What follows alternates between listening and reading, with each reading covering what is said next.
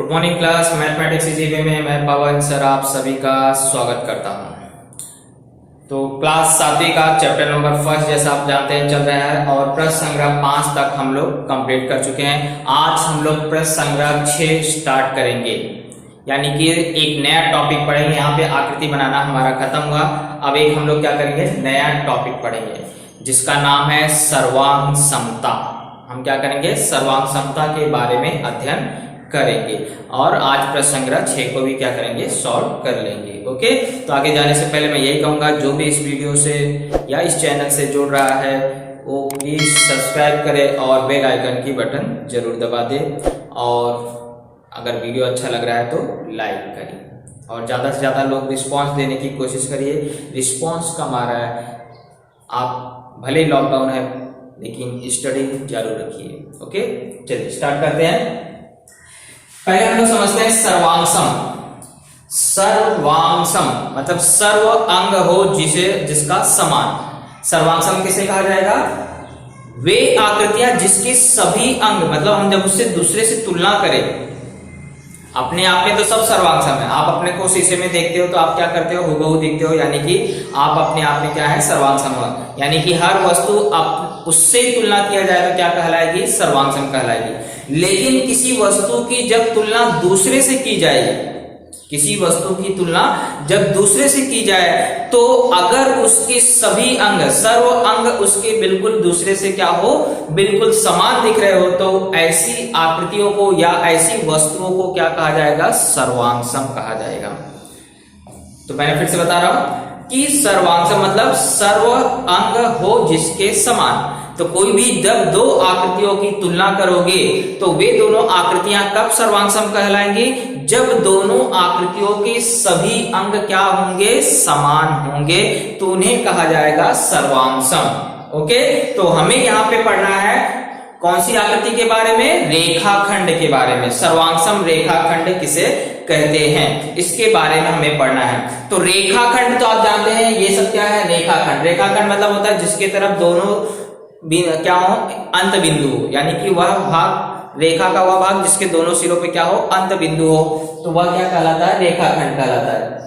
अब ये रेखाखंड का अगर हमारे पास 2 रेखाखंड है या 3 रेखाखंड है और उन सभी रेखाखंडों की लंबाइयां समान हो गई, अगर उनको हम मापें तो प्रत्येक रेखाखंड, अगर मान लीजिए 4 सेंटीमीटर का पहला वाला रेखाखंड भी है, दूसरे को मापने गए तो उसका भी 4 सेंटीमीटर है, तीसरे को मापने गए तो उसकी भी लंबाई कितनी है, 4 सेंटीमीटर। तो इसका मतलब हुआ कि उनकी लंबाइयां समान है, यानी वे उनके सभी अंग समान है, तो वे क्या कहलाएंगे, सर्वांगसम रेखाखंड कहलाएंगे। तो सर्वांगसम रेखाखंड की परिभाषा क्या बनी गई कि यदि दिए गए रेखाखंडों की, यानी कि आपके पास जो भी रेखाखंड है, अगर उन रेखाखंडों की लंबाइयां क्या है, समान है, तो उन्हें कहा जाएगा सर्वांगसम रेखाखंड। उन्हें क्या कहा जाएगा, सर्वांगसम रेखाखंड। अब सर्वांगसम का चिन्ह भी मालूम होना चाहिए, क्योंकि गणित में ज्यादा से ज्यादा लोग क्या करते हैं, चिन्हों का उपयोग करते हैं, हमेशा बार बार शब्दों में लिखते नहीं है, तो चिन्हों का उपयोग करते हैं। जैसे कोण का चिन्ह हो गया, रेखाखंड का चिन्ह हो गया, समांतर का चिन्ह हो गया, तो वैसे सर्वांगसम का भी चिन्ह है। सर्वांगसम का चिन्ह देखिए कैसे लिखते हैं, ये आपको ऐसा 2 लाइन खींचने का, यानी ये बराबर के ऊपर ऐसा एस घुमा करके कर देने का, तो इसको बोलो, ये क्या है, सर्वांगसम का चिन्ह है। ओके, ध्यान से देखिए, बराबर मतलब वे लंबाई में बराबर होने चाहिए तो ही उन्हें क्या कहा जाएगा, सर्वांगसम कहा जाएगा। तो बराबर खींच करके ऊपर इस तरह से चिन्ह बना देंगे तो इसको बोलते हैं सर्वांगसम का चिन्ह। और अगर लिखना चाहे तो कैसे लिखते हैं, उदाहरण देखो, मैंने यहाँ लिख के रखा है, रेख AB सर्वांगसम रेख CD, ये दोनों कब सर्वांगसम होंगे, जब इनकी लंबाइयां क्या होगी, समान होगी। ओके, तो ये हुआ सर्वांगसमता। अब सर्वांगसमता के कई गुणधर्म है, जैसे मैंने बताया कि किसी भी आकृति की तुलना अगर उससे खुद से की जाए तो वह हमेशा क्या होगी, सर्वांगसम होगी।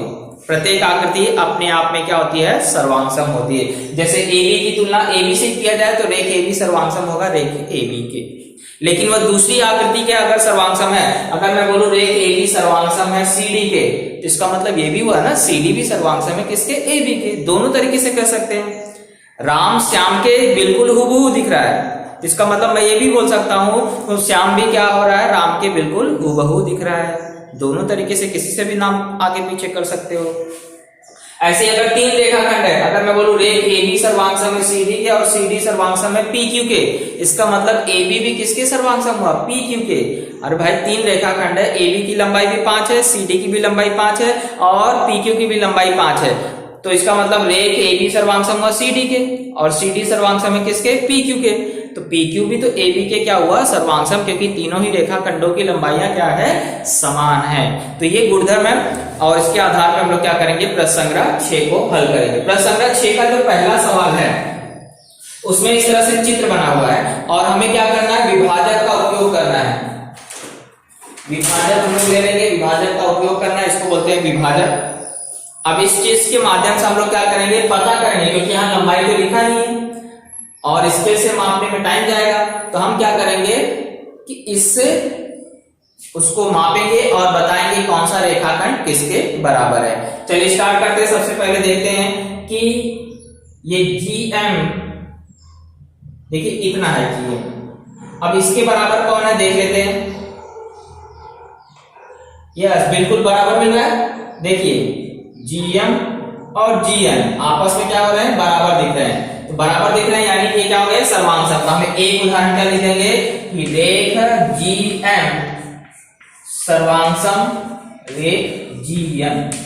सर अब आप बोलोगे कि हमें कैसे पता चलेगा? इसको और इसको मापो। अरे भाई जो लंबाई में चित्र में एक जैसे दिख रहे होंगे, एक जैसे जो दिख रहे होंगे उन्हें पहले मापो। अब अगर मैं इसकी ये देखो ये छोटा सा दिख रहा है, अब मैं ये तो दिख ही रहा है कि ये छोटा है और ये बड़ा है, तो इसको माप के कोई फायदा क्या? नहीं। जो लंबाई में अपने अंदाज से एक बराबर दिख रहे हो उनको चेक करके देखो कि बराबर है या नहीं। अब आपको डाउट होगा सर ये GM क्या इसके बराबर है? देख लो भाई बराबर आ रहा है क्या? नहीं, छोटा पड़ रहा है, इसका मतलब ये इसके बराबर नहीं है। और देखते हैं, यस ये देखो बराबर आ रहा है, बिल्कुल बराबर आ रहा है। तो GM किसके बराबर हो गया? GE के। और GN भी उतना ही था, तो GN बराबर GE लिखो या GM बराबर GE लिखो, कोई भी एक जोड़ी और लिख लो इसमें से। तो हम लोग लिख लेते हैं कि रेख GM जो है वो सर्वांगसम है रेख GE के। और देखिए GR भी लगभग वैसे दिख रहा है, ये GR भी बराबर है, तो हम लोग ऐसा भी लिख सकते हैं कि रेख GM सर्वांगसम है रेख GR के। और भी अगर ये तीनों ये देखो ये चारों ही बराबर है, तो इनको आपस में कोई भी चार जोड़ी लिख सकते हैं। ओके, चौथा नंबर उसको भी डाल सकते हैं। कई जोड़ियां बनेंगी, हमें सिर्फ 4 बोला तो हम लोग 4 लिखते हैं, लेकिन ये और ये भी देखिए आपस में लगभग बराबर दिख रहा है। देख लेते हैं इसको भी, ये देखिए इतना है और इसको देखते हैं, यस दोनों बराबर है। कौन कौन सा? GB और GC।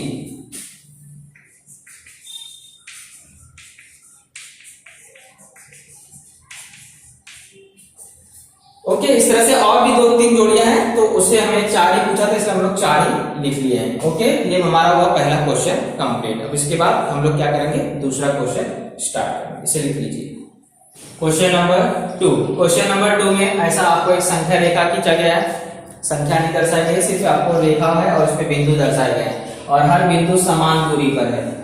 ओके, अब हमें यहाँ पे को बताना है कौन सा रेखाखंड किसके सर्वांगसम है। कुछ रेखाखंडों के नाम दिए और कुछ जगहों पे खाली जगह छोड़ दिया गया। तो सिर्फ हमें इतना ध्यान रखना है कि जिस रेखाखंड का नाम वहां पे दिया है वह कितने कदम की दूरी पर है, उतने ही कदम कोई भी 2 बिंदु लेकर के आपको दूसरा वाला लिखना है। जैसे भी पहला वाला देखिए, रेख AB कितने कदम पे है? एक ही कदम पे। देखो एक ही कदम पे चला तो B आ गया, तो मतलब मुझे ऐसे अब 2 अक्षर लेने हैं जिसमें एक ही कदम की दूरी हो, तो कोई भी हो सकता है। देखो XW में भी 1 कदम का दूरी है, YX में भी है, ZY, कोई भी ऐसा 2 बिंदु ले लीजिए जिसमें सिर्फ आजू बाजू में हो, आजू बाजू में, क्योंकि एक ही कदम चलना है। तो मैं रेख AB यहां था, तो मैंने क्या किया, ले लेता हूं XY। कोई भी लिख सकते हो, PQ लिख सकते हो, PZ लिख सकते हो, ZY लिख सकते हो, कोई भी 2 जिसके बीच में सिर्फ 1 कदम की दूरी हो। ओके, अब यहां देखिए रेख A यहां पर है, कितना कदम पे वो दूरी पर है? देखो 1 2 3 4 5वें कदम पे आ रहा है, यानी कि अब मुझे ऐसे 2 बिंदु लेने हैं जो 5 कदम की दूरी पे हो। तो जैसे मान लीजिए मैं Z से स्टार्ट करता हूं, 5 कदम मुझे चलना है, 1 2 3 4 5, यानी कि नाम क्या आ जाएगा ZB। ऐसे आप कोई भी और भी लिख सकते हैं, मैंने इसमें से एक लिया है क्योंकि आपको एक कोई भी देखना है। अब AC मतलब क्या है, कितने कदम चल रहे हो, 1 2, 2 कदम की दूरी पे कोई भी दो बिंदु ले लीजिए। चलिए मान लीजिए यहां से WXY, 2 कदम हो गया तो WY हो गया। जितना बोला है ये वाला एक अक्षर का दिया रहेगा, एक रेखाखंड का दिया रहेगा, वो कितने कदम की दूरी पे है उतने ही कदम की दूरी पे दो और बिंदु ले लेने का, वो दूसरा रेखाखंड का नाम आ जाएगा। अब यहां बोला BY, B यहां पे है, Y यहां पे, कितना कदम चलना पड़ रहा है, 1 2 3 4, 4 कदम की दूरी पे लेते। चलिए मान लीजिए यहां से स्टार्ट करते हैं, 1 2 3 4, यानी कि QX, यहां आ जाएगा QX। आंसर सबका डिफरेंस हो सकता है, कोई भी कहीं से भी ले सकता है 4 कदम की दूरी पे, ऐसा नहीं कि उसका दूसरा आंसर मेरा दूसरा आंसर है। रेख, यहां YQ लिखा है, YQ, Y से Q के बीच में कितनी दूरी देखो, 1 2 3, 3 कदम की दूरी पे मैं यहां से 3 कदम ले लेता हूं, 1 2 3, XB। और फिर रेख BW 2 कदम की, 1 2, 2 कदम है, यहां से ले लेता हूं 1 2, YB लिख लेता हूं। ओके, तो इस तरह से हमारा क्या हुआ, कंप्लीट हो गया है क्वेश्चन नंबर 2, यानी कि प्रश्न संग्रह 6 भी कंप्लीट हो गया है। प्रश्न संग्रह 7 छोटा सा, उसको भी हम लोग करा देते हैं, इसके बाद आपका पहला चैप्टर कंप्लीट हो जाएगा। तो अगला टॉपिक है सर्वांगसम कोड। प्रश्न संग्रह 7 पे जाने से पहले हम लोग क्या करेंगे, सर्वांगसम कोड समझेंगे। अभी हमने क्या सीखा था, सर्वांगसम रेखाखंड। सर्वांगसम मतलब जिसका सभी अंग हो समान। तो सर्वांगसम रेखाखंड क्या पढ़ा, जिस रेखाखंड की लंबाई समान होगी उन्हें क्या कहा जाएगा, सर्वांगसम कोड। सेम वैसे ही जिन कोणों के माप समान होने चाहिए, किरण की लंबाई से कोई मतलब नहीं है, अगर उन कोणों के माप जो हैं वो समान अंश के हैं तो उन कोणों को क्या कहा जाएगा, सर्वांगसम कोड। इसलिए उसकी परिभाषा क्या है, जिन कोणों के माप समान होंगे उन्हें क्या कहा जाएगा, सर्वांगसम कोड। जैसे उदाहरण देख लीजिए, एक कोड मैंने बनाया है ABC 40 अंश का, दूसरा कोड PQRB वो क्या है, 40 अंश का है। तो मैंने क्या किया, ये लंबाई नहीं माप रहा हूं, मैं क्या कर रहा हूं, ये जो कोड है इन दोनों किरणों के बीच में जितने अंश का कोड बन रहा है वो अगर माप क्या हुआ, समान हुआ, तो उन्हें क्या कहा जाएगा, सर्वांगसम कोड कहा जाएगा। ओके, तो इसी के आधार पे हमें क्या करना है, क्वेश्चन प्रश्न संग्रह 7 को हल करना है। प्रश्न संग्रह 7 में ऐसे आपको चित्र बना हुआ है, इसमें आपको माप देखना है और माप के हिसाब से बताना है कि कौन सा कोड किसके सर्वांगसम है, यानी जोड़ियां पहचानना है। तो पहले वाले चित्र में अगर ध्यान से देख लो, पहले ये जो AOB AOC है ये आपको 90 अंश है टोटल, और ये देखो यहाँ कोण का संविभाजक खींचा है। कोण का संविभाजक मतलब जो कोण को दो समान भागों में क्या करे, बांटे। तो अगर AOB 45 अंश का, इसका मतलब है एक और कोण 45 अंश का हो जाएगा, कौन सा, BOC। तो यहाँ पे 15 अंश लिखा नहीं, लेकिन आप समझ जाइए कि कितना अंश का है, 15 अंश का, क्योंकि संविभाजक खींचा तो ये 45 और ये पूरा 45 हो जाएगा, 30 और 15 मिलकर कितना हो जाएगा, 45। तो पहले हम लोग को दिख रहा है कि ये जो कोण है, ये कोण दोनों, ये 45 अंश का, ये भी 45 अंश का, तो ये दोनों क्या हो गए, सर्वांगसम। तो कोण का नाम कैसे लिखते हैं, जिसपे कोण बनता है वो अच्छा बीच में आना चाहिए। तो कोण AOB, कौन सा कोण, AOB सर्वांगसम हो जाएगा। अब इतनी माप का और कौन सा कोण है, तो BOC। कैसे पता चला, बोले सर यहाँ 45 लिखा, यहाँ लिखा नहीं, लेकिन मैंने आपको बताया, ये देखो ये संविभाजक खींचा है, तो संविभाजक मतलब इधर वाला कोण और इधर वाला कोण दोनों क्या हो जाते हैं, बराबर हो जाते हैं। और कोण किसमें बना है, O पे, तो इसमें O का नाम बीच में आना चाहिए। और देखो 45 अंश इस वाले आकृति में बन रहा है, तो इसको भी लिख लो AOB सर्वांगसम हो जाएगा कोण RST के। ओके, अब देखो ये 90 अंश है और इस आकृति में 90 अंश बन रहा है, AOC ये पूरा कोण कितने अंश का है, 90 अंश है, और ये भी 90 अंश का है, तो यानी कि AOC किसके सर्वांगसम हो गया, PQRB। जो इसका माप बराबर रहेगा उसको हम लोग क्या करेंगे, बराबर सर्वांगसम बता देंगे। तो यहां से भी नाम पढ़ सकते हो RQP। ओके, तो 3 हो गया, और कोई जोड़ी मिल रही है, यस, यहाँ देखो ये 30 अंश का है, यहाँ पे ये 30 अंश है, इस कोड का नाम क्या होगा, DOC सर्वांगसम कोड LMN। और कोई कोड देख लीजिए ध्यान से, ये 45, वो 45 ले चुके, ये 45 भी ले चुके हम लोग। ओके, और एक की जोड़ी बनती है AOB RST लिख चुके हैं। तो BOC भी सर्वांग होगा किसके, RST के। ये भी 45 है, वो भी 45 है, उसको भी लिख लीजिए।